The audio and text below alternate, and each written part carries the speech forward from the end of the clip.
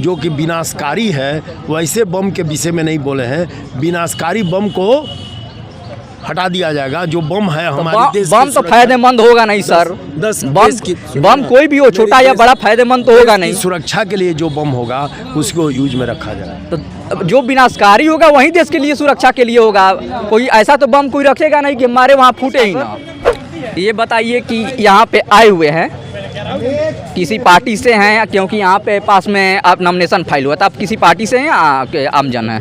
हम राष्ट्रीय जनता दल के बिहार प्रदेश के अति पिछड़ा के प्रभारी भी हैं और साथ ही साथ बक्सर लोकसभा और पाटलिपुत्र लोकसभा के राष्ट्रीय जनता दल के महागठबंधन के तरफ से प्रभारी भी। क्या लहर चल रहा है, क्या लहर चल रहा है भोजपुर में? अभी भोजपुर में अभी लहर चल रहा है, इंडिया महागठबंधन का लहर चल रहा है। आज सुदामा जी भारी बहुमतों से जीत की ओर बढ़ रहे हैं। कैसे जीत रहे हैं? पिछली बार के तो आपके खड़ा थे कैंडिडेट, वो तो लगभग 2-2.5 लाख से ज़्यादा वोटों से, 1,47,000 वोट से हमारे राजू यादव महागठबंधन के कैंडिडेट थे, हारे थे।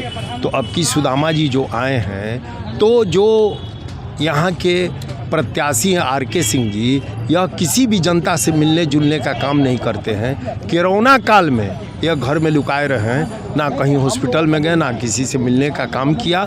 और कहीं भी शादी विवाह, गांव गिरान में मरनी जीनी कुछ भी होता है, उसमें कहीं जाने का आरक्षण की बात कर रहे हैं। मोदी जी कह रहे हैं कि आप लोग सत्ता में आए तो आरक्षण दे देंगे, या किस खास कम्युनिटी को, यानी खास एक तरह का मुस्लिम धर्म को क्लियर बोल रहे हैं कि उसको आप ओबीसी के अंदर लाकर आप आरक्षण दे देंगे।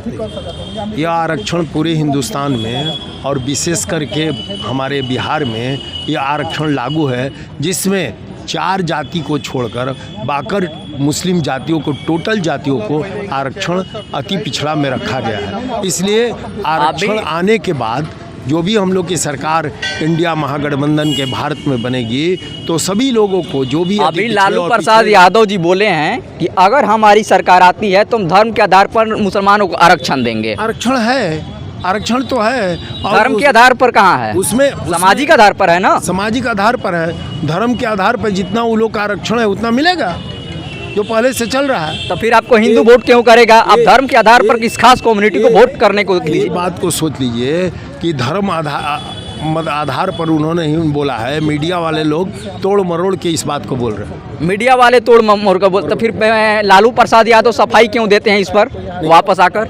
कोई सफाई नहीं देते हैं। उन्होंने जो कहा है वो मतलब धर्म के नाम पर नहीं कहा है, वे गरीब के नाम पर कहा है कि हम आरक्षण देने का काम करेंगे।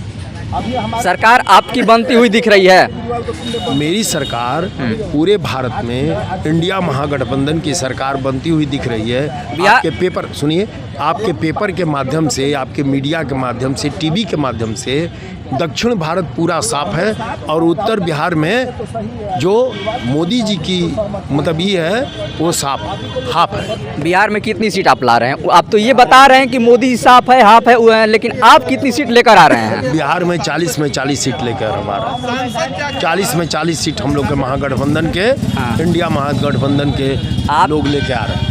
आपके गठबंधन के एक साथी हैं, वो बोल रहे हैं कि अगर वो सत्ता में आते हैं तो जो भारत के सुरक्षा कवच है, परमाणु बम, एटम बम, उसको एक तरह से डिफ्यूज कर, डीएक्टिवेट कर देंगे, यानी कि भारत को परमाणु शक्ति के लिस्ट से हटा देंगे। ऐसा कोई बात नहीं है। हमारे जो राजीव गांधी जी भारत के प्रधानमंत्री थे, जो उन्होंने बेफोर्स तोप लाने का काम किया, जिसमें जब पाकिस्तान की सेना भारत में घुस गई थी, अटल बिहारी वाजपेयी भारत के प्रधानमंत्री थे, वही बेफोर्स तोप से उन्होंने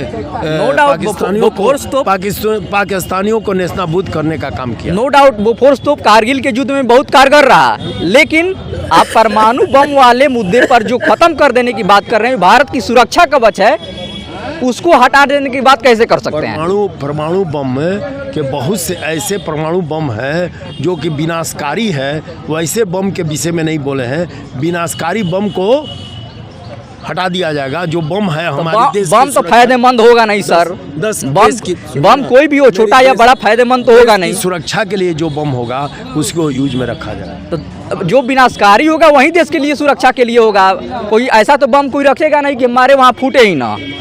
ऐसा मेरे पास अब्दुल कलाम साहब का आपने नाम सुना है, ऐसा उन्होंने बम बनाया है कि किसी भी लक्ष्य पर भेज दिया जाए तो जाएगा, कंप्यूटर से बैठकर उसे वापस भी किया जा सकता है, समुद्र में गिराया भी जा सकता है। ये जानकारी है आपकी?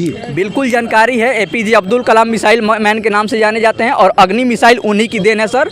लेकिन अगर हमारे दो पड़ोसी देशों के पास इस तरह की खतरनाक बम है और हम न रखें, हम नॉर्मल बम रखें, ऐसा सवाल ही नहीं है कि मतलब पड़ोसी देश हमसे शक्तिशाली है। पड़ोसी देश में आज भुखमरी की कगार है। टमाटर 200 रुपये किलो मिल रहा है, चीनी 200 रुपये किलो मिल रहा है, तेल और मतलब ये सब के गैस सिलेंडर 1000 रुपये में मिल रहा है, 5000, 2000, 4000 में मिल रहा है। तो कहने का मतलब पड़ोसी देश से हमारा तुलना क्या है?